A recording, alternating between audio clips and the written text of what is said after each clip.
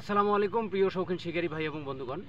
আপনাদের একটা বিষয় জানার আছে, সেটা জানা মানে খবরটা দেওয়ার জন্য আসলাম। সেটা হচ্ছে এই যে এটা একটা নদী, হ্যাঁ, এটা স্রোতের সময় কিন্তু কি হয়, স্রোত আসে আবার স্রোত যখন বন্ধ হয়ে যায় তখন কিন্তু পানি আসে। আপনি যদি আপনাকে এই সাইডটা দেখাই, তাহলে দেখেন কত বড় একটা জায়গা, হ্যাঁ, এই যে ফাঁকা জায়গা।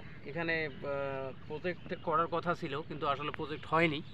তো বিশেষ করে বলবো যে এই যে সুন্দর একটা নদীতে আপনারা যখন আসলে শিকারে যাচ্ছেন, এরকম নদী লম্বা, এরকম নদী, তো এরকম নদীতে শিকার করতে হলে আপনাকে কি করতে হবে, আপনাকে অবশ্যই যদি টিকিটে যান সেক্ষেত্রে অবশ্যই মাঝামাঝিতে বসতে হবে, হ্যাঁ।